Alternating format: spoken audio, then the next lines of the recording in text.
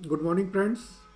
तो फ्रेंड्स, अब हम जो टॉपिक पढ़ रहे हैं वो टॉपिक है ओवरहेड्स।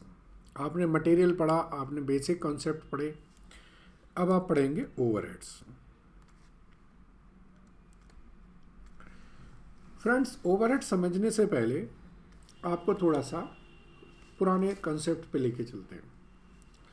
हमने बताया था आपको कि आपके जो एक्सपेंसेस होते हैं वो दो तरीके के होते हैं। एक होते हैं डायरेक्ट एक्सपेंसेस और एक होते हैं इनडायरेक्ट एक्सपेंसेस। चलिए हम एक काम करते हैं, हम कॉस्ट से ही शुरू करते हैं। कॉस्ट में हमारे मेजरली तीन कंपोनेंट होते हैं किसी भी चीज़ में। एक होता है मटेरियल, एक होता है लेबर और एक होता है एक्सपेंसेस। हर एलिमेंट के दो पार्ट हैं, एक होता है डायरेक्ट और एक होता है इनडायरेक्ट। जैसे मटेरियल की बात करें तो direct material, indirect material. Labour की बात करें तो डायरेक्ट लेबर, इनडायरेक्ट लेबर। ऐसे ही एक्सपेंसेस की बात करेंगे तो direct expenses and indirect expenses. ये जो डायरेक्ट डायरेक्ट हैं, यानी कि डायरेक्ट मटेरियल, डायरेक्ट लेबर और डायरेक्ट एक्सपेंसेस, ये तो बन जाते हैं हमारे प्राइम कॉस्ट।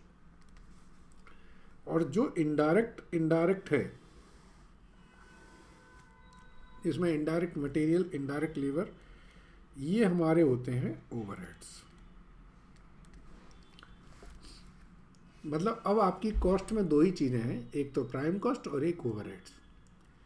अब ये ओवरहेड्स किस डिपार्टमेंट में खर्च किए गए हैं इससे फर्क पड़ता है। जैसे आपने मान लीजिए, एक तो आप खर्च कर सकते हैं मैन्युफैक्चरिंग डिपार्टमेंट्स में, दूसरा आप करते हैं ऑफिस में, और तीसरा आप खर्च करते हैं सेल्स डिपार्टमेंट में। जो मैन्युफैक्चरिंग या प्रोडक्शन में करेंगे वो तो हो जाएंगे आपके मैन्युफैक्चरिंग ओवरहेड्स। जो ऑफिस में खर्च करेंगे उन्हें कहेंगे हम एडमिनिस्ट्रेटिव ओवरहेड्स। और जो सेल्स डिपार्टमेंट में करेंगे उन्हें हम कहेंगे सेलिंग एंड डिस्ट्रीब्यूशन ओवरहेड्स। ठीक है। सो अब इन ओवरहेड्स को हम कैसे एलोकेट करेंगे, क्या क्या इसका पार्ट है, ये सब चीज़ें आज हम सीखेंगे।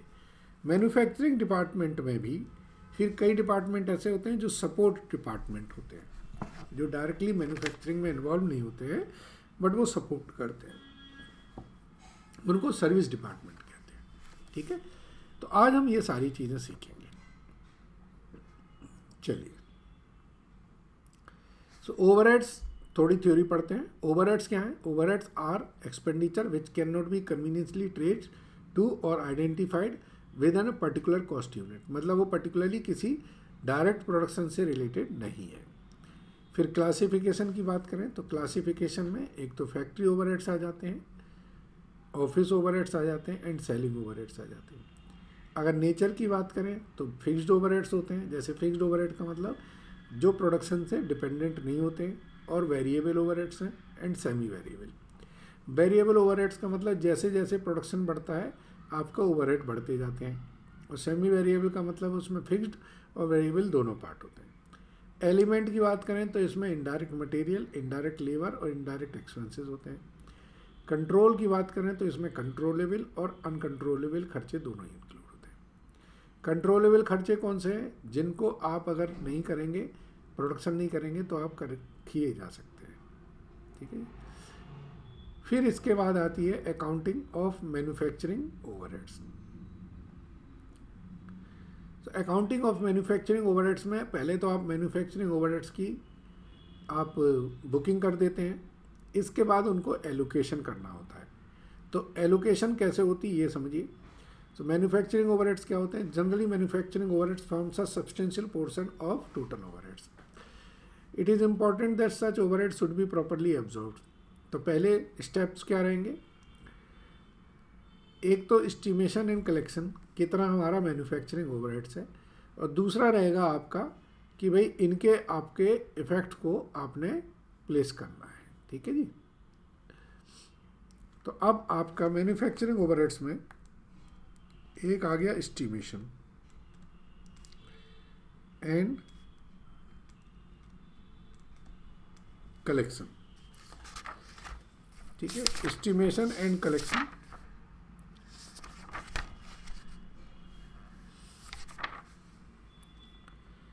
दूसरा आ जाएगा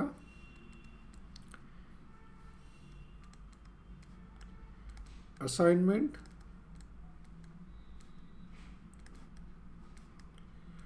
ऑफ मैन्युफैक्चरिंग ओवरहेड. असाइनमेंट में अब एक आ जाएगा कॉस्ट एलोकेशन, जो खर्चे एलोकेट करेंगे. नंबर 2 केयर कॉस्ट अपॉर्चनमेंट, जो मतलब लमसम खर्चे होते हैं उन्हें अलग अलग प्रोडक्ट्स पे अपॉर्चन कर देना. और तीसरा होता है री अपॉर्चनमेंट. ठीक है. Number 3 absorption and number 4 treatment of under और ओवर एब्जॉर्ब्ड ओवरहेड्स. ठीक है. अंडर या ओवर एब्जॉर्प्शन का ओवरहेड्स का क्या रहेगा? ठीक है. तो ये समझिए, कॉस्ट एलोकेशन हो गया. The terms allocation refers to direct assignment of cost to a cost objective. Cost objective जहाँ आ रहा है वो प्रोडक्ट से आप मान के चलिए, which can be traced directly. Cost apportionment में क्या है? There are some items estimated overheads which cannot be directly allocated to various department. Such unallocated expenses has to be spread over various department or cost center. इनको हम कहते हैं cost apportionment. ठीक है ना. रीअपॉर्चनमेंट उनका है जिनमें आप बेसिकली अगर कोई सर्विस डिपार्टमेंट हैं जो सपोर्ट उसमें जा रहे हैं, उनकी आप वापस प्रोडक्शन डिपार्टमेंट में रीअपॉर्चनमेंट करते हैं. ठीक है. सो बेसिकली अब आती है बात कि भाई इनके खर्चों को एलोकेट कैसे होना है. So this is very important, please take note it. Overhead और उनका बेसिस, जैसे rent, electricity, lighting, fire purification, air condition, ये सारे हमारे फ्लोर एरिया से जाएंगे. जो सैलरी से रिलेटेड आइटम्स हैं वो हमारे नंबर ऑफ वर्कर से जाएंगे. जैसे कंपेंसेशन टू वर्कर, हॉलीडे पे, ये डायरेक्ट वेजेस रेशियो में जाएंगे. जनरल ओवरहेड्स आप किसी भी रेशियो से जा सकते हैं, डायरेक्ट लेबर आवर से, डायरेक्ट वेजेस से और मशीन आवर से. फिर ये डेप्रीशिएशन है, रिपेयर मेंटेनेंस, जो प्लांट एंड मशीनरी से रिलेटेड है, वो आप उनकी एसेट्स की कैपिटल वैल्यू के रेशियो में बांट सकते हैं. पावर स्ट्रीम्स वगैरह जो हैं ये आपकी टेक्निकल एस्टिमेट्स दे रखे होते हैं. लाइटिंग वगैरह नंबर ऑफ पॉइंट से, इलेक्ट्रिसिटी हॉर्स पावर से या नंबर ऑफ मशीन आवर से या value of machine. Material handling weight या वॉल्यूम से ले सकते हैं. क्वेश्चन में आपको प्रॉपर इंफॉर्मेशन दी जाएगी. ठीक है जी. इसके बाद आती है अगला कॉन्सेप्ट है, वो है रीअपॉर्चनमेंट ऑफ सर्विस डिपार्टमेंट. फ्रेंड्स यहाँ ध्यान दीजिए, रीअपॉर्चनमेंट का मतलब क्या है कि आपके एक तो 3 प्रोडक्शन डिपार्टमेंट हैं और 2 सपोर्ट डिपार्टमेंट हैं. जैसे आईटी डिपार्टमेंट हुआ, एचआर डिपार्टमेंट हुआ, फाइनेंस डिपार्टमेंट हुआ, ये सर्विस डिपार्टमेंट होते हैं. इनसे रिलेटेड खर्चे डायरेक्टली हमें प्रोडक्ट पे बाद में जाके एलोकेट करने ही होते हैं. So the reapportionment of service department cost to the production department is known as secondary distribution. ये आपके सर्विस डिपार्टमेंट्स के नाम दिए हैं और इनके बेसिस दिए. जैसे मेंटेनेंस या रिपेयर शॉप्स है तो वो direct labour our, machine hours पे कर सकते हैं. प्लानिंग एंड प्रोग्रेस है तो डायरेक्ट वेजेस पर. ठीक है ना. कैंटीन है तो नंबर ऑफ वर्कर, हॉस्पिटल है तो number of employ, time keeping है तो number of card punch, computer section है तो कंप्यूटर आवर से। इस तरीके से हर क्वेश्चन में आपको एक इन्फॉर्मेशन दी रहेगी, ठीक है। ये चाहे तो आप नोट कर सकते हैं। चलिए फ्रेंड्स, तो अब हमारे पास जो मेथड ऑफ अपॉर्चुमेंट की बात आती है, वो हमारी 3 मेथड दी है इन्होंने, ठीक है। उसको करते हैं और फिर इसके बाद एक क्वेश्चन करेंगे।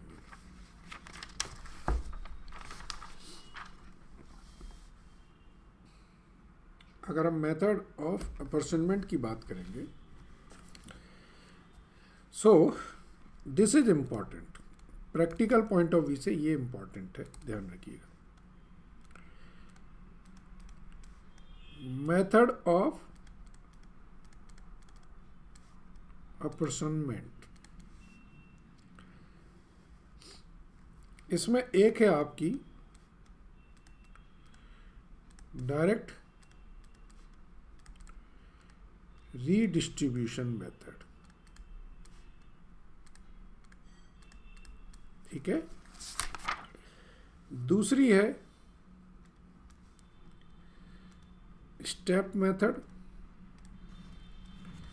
और इसको हम बोलते हैं नॉन रेसिप्रोकल मेथड।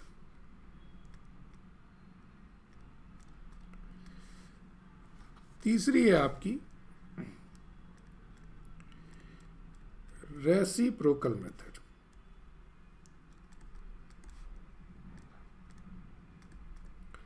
और अब इसके भी 3 पार्ट हैं। इसमें पहली है साइमल्टेनियस इक्वेशन मेथड, दूसरी है ट्रायल एंड एरर मेथड, और तीसरा है रिपीटेड डिस्ट्रीब्यूशन मेथड। तो फ्रेंड्स, ओवरहेड्स को एलोकेट करने की ये कुछ मेथड्स हैं। उसके बेसिस पर फिर हम लोग क्वेश्चंस करेंगे और फिर इसके बाद अगले कंसेप्ट को करेंगे, ठीक है जी। चलिए, तो पहले हम एक डायरेक्ट डिस्ट्रीब्यूशन मेथड को एक क्वेश्चन ले लेते हैं। पढ़िए ये क्वेश्चन क्या लिखा है। Excel limited has 3 departments, production department and 4 service department. The expenses of these department are as under, ठीक है। Following information is also available. Number of horse power दे रखे हैं, नंबर ऑफ वर्कर दे रखे हैं, वैल्यू ऑफ स्टोर रिक्विजिशन दे रखा है। So apportion the cost of service department over the production department. तो फ्रेंड्स, अब हमारे को ये प्रोडक्शन डिपार्टमेंट में खर्चे बांटने हैं। तो हम लिखेंगे statement showing secondary distribution of overheads।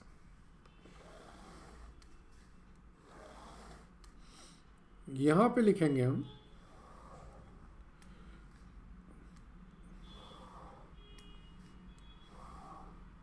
और ये हमारे 3 डिपार्टमेंट हो जाएंगे ABC। यहाँ पर आएगी अमाउंट और यहाँ पर आ जाएगा हमारा बेसिस और यहाँ पर पर्टिकुलर। अब जैसे प्राइमरी डिस्ट्रीब्यूशन जो हुआ है, शुरू में बांटा है, उसके हिसाब से हमारे जो ABC के अमाउंट आ रही हैं वो कितनी आ रही हैं? वो आ रही है 30,000, 26,000 एंड 24,000। So this is 30,000, 26,000, 24,000। अगर इसका टोटल करें तो ये आ जाता हमारा 80,000। अब हमारे सर्विस डिपार्टमेंट हैं 4। सर्विस डिपार्टमेंट की बात करें तो एक हमारा है स्टोर, दूसरा है हमारा टाइम कीपिंग, तीसरा है हमारा पावर, और चौथा है हमारा कैंटीन। और इनकी अमाउंट दे रखी है। स्टोर की अमाउंट है 4000, टाइम कीपिंग की अमाउंट है 3000, पावर की अमाउंट है 1600 एंड कैंटीन की अमाउंट है 1000। अब आपको ये बेसिस देखना है, तो अब आप रेलेवेंट बेसिस देखिए। अगर स्टोर है तो कौन सा ज़्यादा बेसिस अच्छा रहेगा? वैल्यू ऑफ स्टोर रिक्विजिशन, है ना। तो ये हमारा आ जाएगा वैल्यू ऑफ स्टोर रिक्विजिशन। इनका रेशियो क्या है?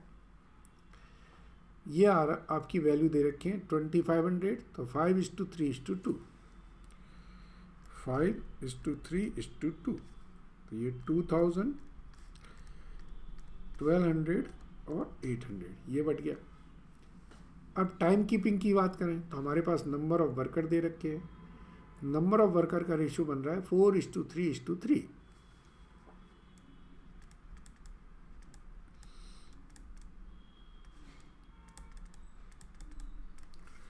तो 1200, 900, 900। अब पावर की बात करें तो ये हमारे हॉर्स पावर दे रखे हैं क्वेश्चन में, उसके बेसिस पर बढ़ सकते हैं। हॉर्स पावर हमारा जो रेशियो है वो 3:3:2। सो 3:3:2, 600, 600, 400। और कैंटीन को हम नंबर ऑफ वर्कर से शिफ्ट कर सकते हैं, दैट इज 4:3:3, 400, 300, 300। ठीक है जी। अब आप इसको कर दें टोटल, ये आ रहा है 89,600, जिसमें से 34,200,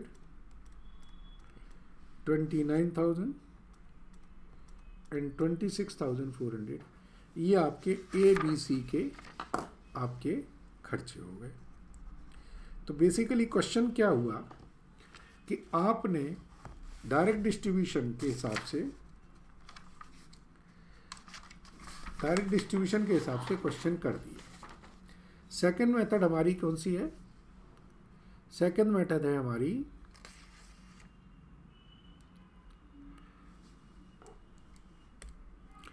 स्टेप मेथड। ठीक है, तो अब हम स्टेप मेथड से करेंगे क्वेश्चन को। नेक्स्ट क्वेश्चन देखते हैं। चलिए, क्वेश्चन में दिया है suppose the expenses of 2 department of A&V and 2 service department XY are as under. अब यहाँ पर अपॉर्चमेंट की एलोकेशंस भी दे रखी है। प्रोडक्शन डिपार्टमेंट हमारे AB हैं और सर्विस डिपार्टमेंट हमारे XY हैं। चलिए, तो इसको बांटते हैं। तो हम लिखेंगे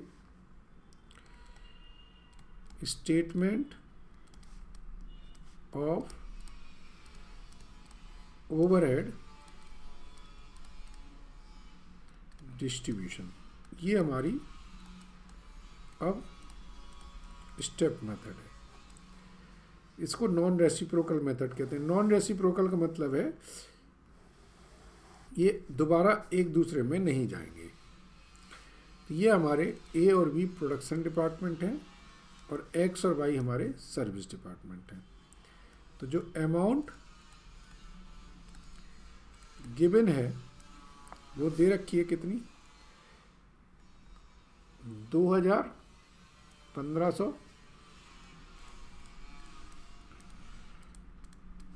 3000 एंड 3200। ठीक है, अब जो एक्सपेंसेस X के बटने हैं वो तो Y में जाने हैं और Y के सिर्फ X A और B में जाने। तो पहले X के बांट दीजिए। तो हम करेंगे एलोकेशन ऑफ X डिपार्टमेंट।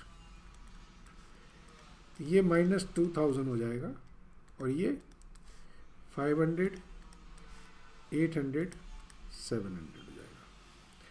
तो अब x को बांटने के बाद बैलेंस कितना बचा, ये नील हो गया, ये 2000 हो गया, ये 3800 हो गया और ये 3900 हो गया। अब हम करेंगे एलोकेशंस ऑफ बाय डिपार्टमेंट। तो बाय डिपार्टमेंट के इन्होंने बोला था कि 40% एंड 60% बांट दीजिए। तो फाइनली जो अमाउंट है x और y से तो ख़त्म हो जाएगी और ये इनमें पहुंच जाएगी। ये आपकी टोटल अमाउंट आ गई। ठीक है जी। अब जो तीसरी मेथड है उसे हम रेसिप्रोकल मेथड कहते हैं। उस रेसिप्रोकल मेथड में सबसे पहले हम साइमल्टेनियस इक्वेशन वाली मेथड करेंगे।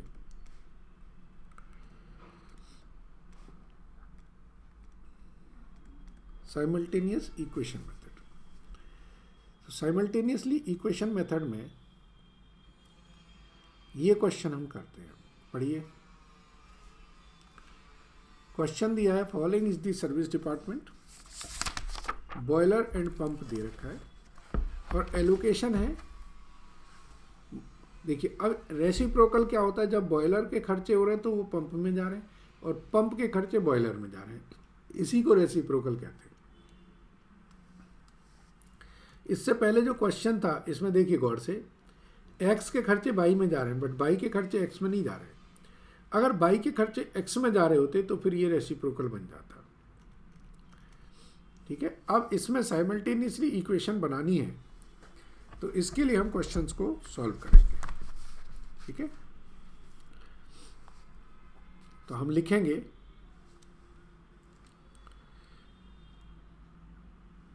Late the total expenses of boiler house is B and the total expenses of pump house is P। यही है। तो अब इस इक्वेशन के हिसाब से बॉयलर में जो भी उनकी एलोकेशन है प्लस पंप से भी पैसा आना है, यही है ना। So from information given B is equal to 3000 plus 1/2 of P and P is equal to 600 plus 5% आना है यानी कि 1/20 ऑफ B। ठीक है। ये हमारी इक्वेशन 1 हो गई और ये इक्वेशन 2 हो गई। Put the value of P in 1। तो वैल्यू क्या आ जाएगी हमारी, B is equal to 3000 plus 1/2 into 600 plus 1/20 B। तो इसको करेंगे और सॉल्व, तो ये आ जाएगा 3000 प्लस 300 प्लस 1/40 B और 39/40 B इज इक्वल टू 3300। ठीक है। सो V निकल आएगा हमारा, B आ जाएगा 3385। सो सिमिलरली हम लोग P की वैल्यू निकाल लेंगे, दैट विल कम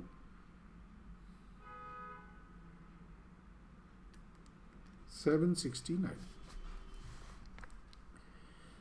ठीक है। अब बात आती है एलोकेशन की। तो ये हमारे A और B प्रोडक्शन डिपार्टमेंट है। बॉयलर के हम बांटेंगे 3385 और पंप के बांटेंगे हम 769। ए में कितना बटना है, ए में बटना है 60% एंड बी में बटना है 35%। तो 60% आएगा 2031 एंड 1185। 60:35 के रेशियो में बटेगा और यहाँ बटेगा हमारा किस रेशियो में, 1:4 के रेशियो में, 10:4 के रेशियो में। So that will be 77 and 307। तो जो टोटल अमाउंट आएगी ये आएगी 2108 and 1492, 3600। साइमल्टेनियसली इक्वेशन जो मेथड है वो आज की नहीं है, वो आप लोग बचपन में से पढ़ के आ रहे हैं, ठीक है। क्योंकि अब वो पहले हम लोगों ने अलजेब्रा में पढ़ी थी उसे, अब हम उसे बाकायदा अप्लाई कर रहे हैं। This is application of algebra. चलिए, तो रेसिप्रोकल में अब हम सेकंड मेथड लेंगे। रेसिप्रोकल जो मेथड है, जो तीसरी मेथड है, उसके अंदर अब हम बी मेथड लेंगे। वो है हमारी trial and error method. Trial and error जैसा उसका नाम दिया है कि बार बार आप एक ही चीज़ को करो तो उससे आपका एलोकेशन निकल आएगा, ठीक है। चलिए हम लोग करते हैं। ये क्वेश्चन ले लीजिए आप, पढ़िए क्या लिखा है।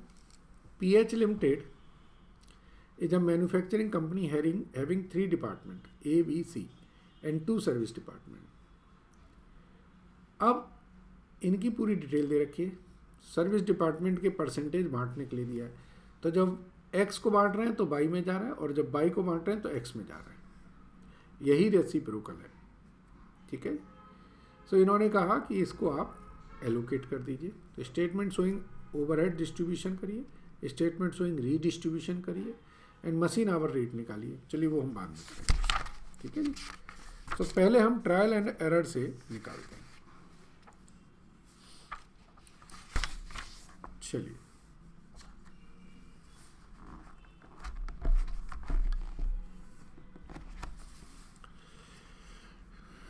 शुरू करते हैं।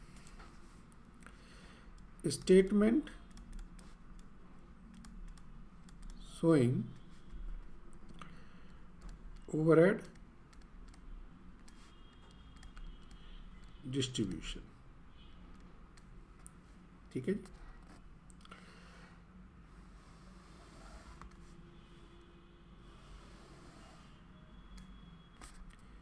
ये आपके A, B, C, X और Y है। ध्यान दीजिएगा कि X और Y में जो मटेरियल है वो भी आपका ओवरहेड्स है।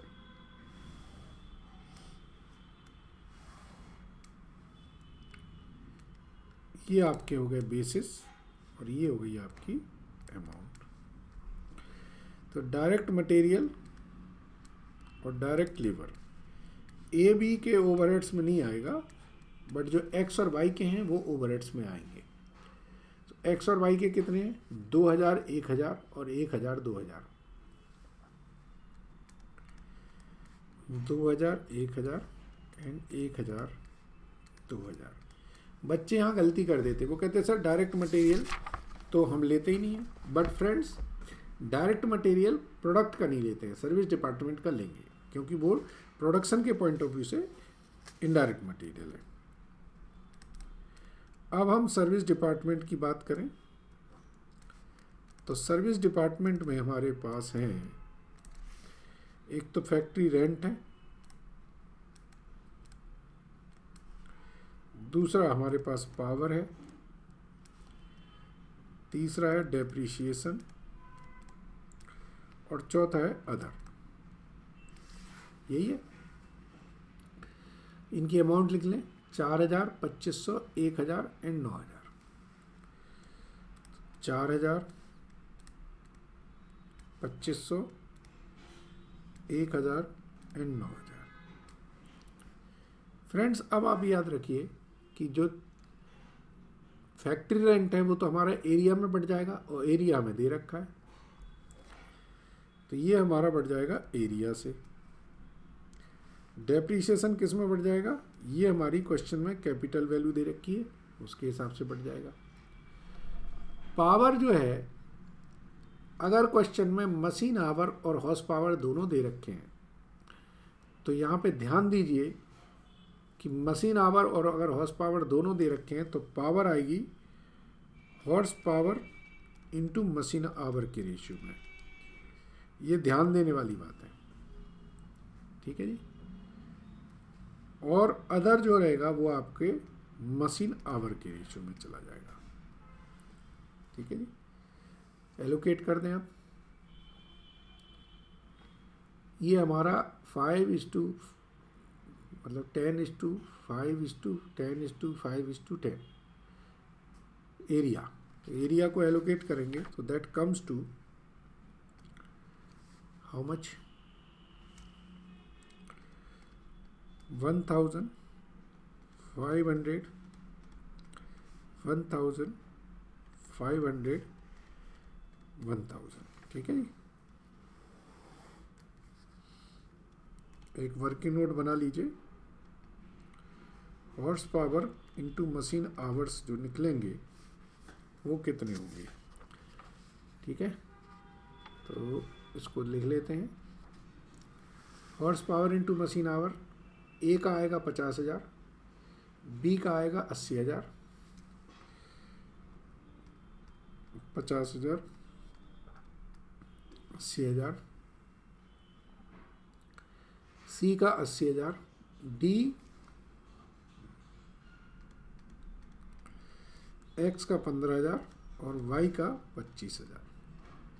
तो पावर का जो रेशियो रहेगा वो ये रहेगा, अमाउंट बटेगी इसमें, that will be 500, 800, 800, 150, 250। Capital value के हिसाब से बांटेंगे तो ये आएगा 200, 400, 200, 100, 100। और मशीन आवर के रेशियो के हिसाब से बांटेंगे तो ये आएगा 1,000, 2,000, 4,000, 1,000, 1,000, ठीक है। सो अब जो एक्स और वाई के जो खर्चे आ रहे हैं, इधर तक का जो टोटल आ रहा है वो आ रहा है 16,500, जिसमें से ए को 2,700, 3,700, 6,000, 4,750 एंड 5,350 ये हमारे अभी एलोकेट हो गए। अब ये जो 4,750 एंड 5,750 है, दीज ये हमें रीडिस्ट्रीब्यूट करने हैं प्रोडक्शन डिपार्टमेंट में, ठीक है। तो एक स्टेटमेंट 2 बनाएंगे हम।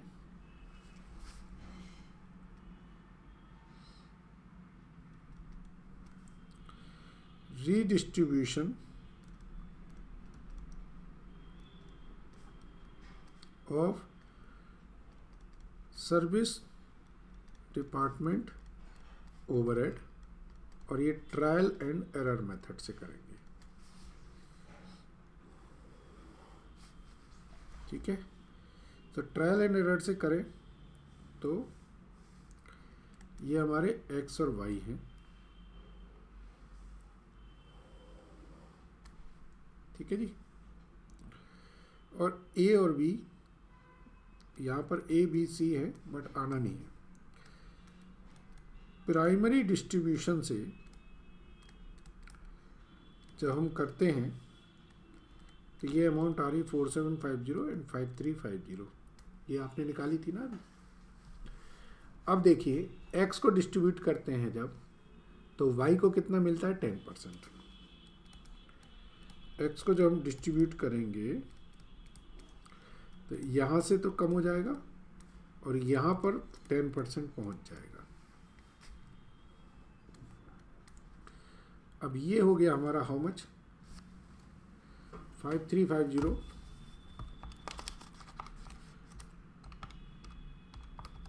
प्लस 475, ये हो गया 5,825। अब हम y को डिस्ट्रीब्यूट करते हैं। तो जब y को डिस्ट्रीब्यूट करेंगे तो इसका 5% इनके पास जाएगा, तो ये होगा 291।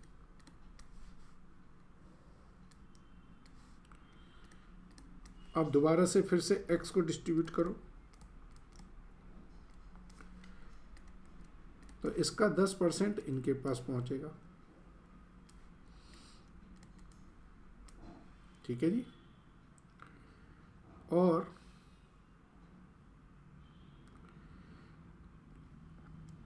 अब फिर से y को डिस्ट्रीब्यूट करो, तो इसका 5% इनके पास आएगा। वैसे तो ₹1.40 आने पड़ती है। सो टेक्निकली डिस्ट्रीब्यूशन करने पे फाइनली क्या आ रहा है, इनके पास 4750 और 5350 था। इन्हें पहले 475 मिले, फिर 29 मिले, इनको पहले 291 मिले और फिर ₹2 मिले। तो 5043 एंड 5854 ये आपके अमाउंट हुए, अमाउंट आफ्टर रीडिस्ट्रीब्यूशन। सही है। अब ये आप इन्हें बांट दीजिए 5043। डिपार्टमेंट एक्स के आप बांटिए इन्हें 5043, ठीक है। और डिपार्टमेंट वाई के आप बांटिए कितने, 5854। किस रेशो में बटेंगे, ये बटेंगे 45:15:30, 45:15:30, और दूसरे 60:35, 60:35। ये दो रेशो में बढ़ जाएंगे। तो इसमें आएगा 2269, 756, 1513 एंड 3513, 2049 10। तो फाइनल जो एलोकेशंस आई वो ये आ गए, 8482, 6505 एंड 7513। ठीक है, ये हमारी फाइनल एलोकेशंस आई।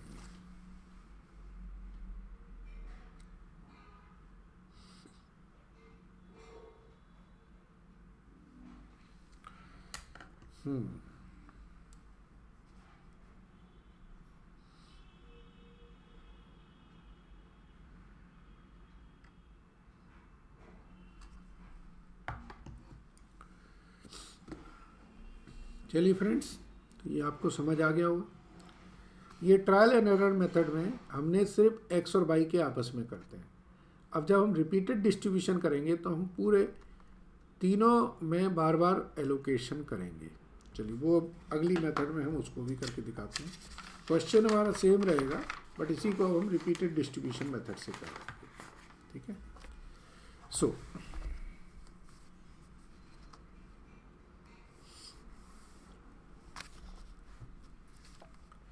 अब हमारी तीसरी मेथड जो है रेसिप्रोकल मेथड, और उसका भी अब थर्ड मेथड वो है हमारा रिपीटेड डिस्ट्रीब्यूशन। उसके हिसाब से हम क्वेश्चन को करेंगे। ठीक है, चलिए क्वेश्चन हम सेम लेते हैं। फर्स्ट एलोकेशन तो हमारी जो पहले हुई थी वैसी ही हो जाएगी, अगली एलोकेशन के लिए हमें चाहिए। ठीक है, चलिए फर्स्ट एलोकेशन हम पुरानी ले लेते हैं। So statement of overhead distribution. ठीक है जी। ये हमारा आ जाएगा particular amount basis A B C X Y, ये हमारे सर्विस डिपार्टमेंट हो गए। ठीक है जी, यहाँ लिख दीजिए अमाउंट, यहाँ लिख दीजिए basis. So direct material and direct labour, product के जो हैं वो तो नहीं आएंगे,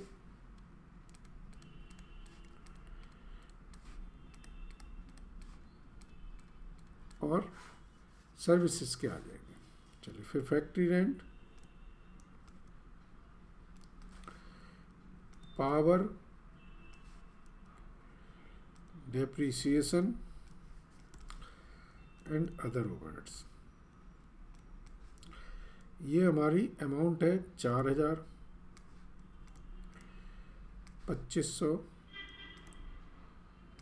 1000 एंड 9000।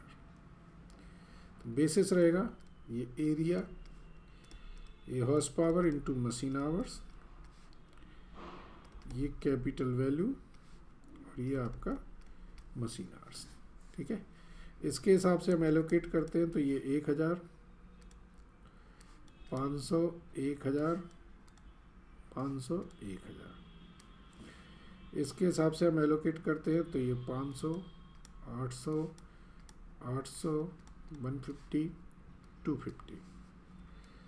अगर हम इसके हिसाब से एलोकेट करते हैं तो 200, 400, 200, 100, 100, 1000, 2000, 4000, 1000, 1000। इसलिए इसमें ज़्यादा नहीं किया क्योंकि ये कोई पुराना जो क्वेश्चन था उसी को किया हमने। तो ये एलोकेट होके हमारी वैल्यू आ रही थी 2700, 3700, 6000, 4750, 5350। अब आई इसमें रिपीटेड एलोकेशन। अब हम बात करते हैं रीडिस्ट्रीब्यूशन की। ठीक है ना, तो रीडिस्ट्रीब्यूशन अब हमें करना है। सो इसी में अब हम लिखेंगे रीडिस्ट्रीब्यूशन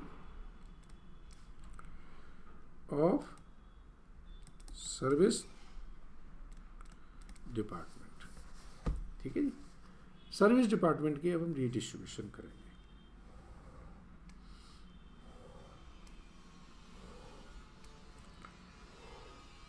चलिए पहले हम एक्स डिपार्टमेंट को रीडिस्ट्रीब्यूट करते हैं। तो एक्स डिपार्टमेंट हमारा अमाउंट कितना है 4750, तो ये 4750 करेंगे हम। यहाँ पे 10% जाएगा 475, इसमें भी बटेगा 2138, 712, 1425। ठीक है जी, तो अब इसके बाद जो बाई डिपार्टमेंट होगा उसको हम एलोकेट करेंगे। तो वाई का इसके बाद टोटल हो जाएगा 5825, तो ये पूरा 5825 माइनस करेंगे। यहाँ पर आएगा 291, 3495, 2039 डैश। अब देखिए एक्स और वाई को बांटने के बाद यहाँ पर कितना टोटल आ गया ज़रा देख लीजिए। मैं वैसे टोटल करने की ज़रूरत नहीं है, बट थोड़ा समझाने के लिए कर देते हैं। यहाँ पर आ गया 8333,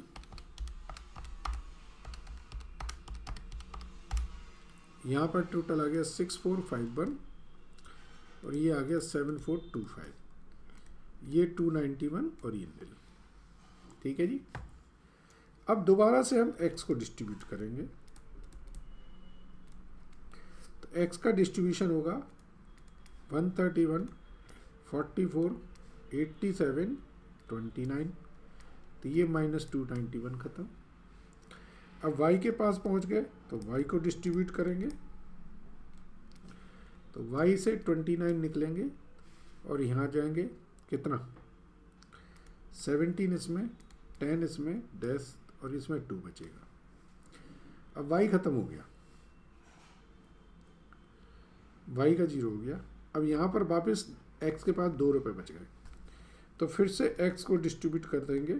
अब ज़्यादा माइन्यूट कैलकुलेशन करने की ज़रूरत नहीं है, तो 1 रुपये हम इसमें दे देते हैं, 1 रुपये किसी और में दे देते हैं।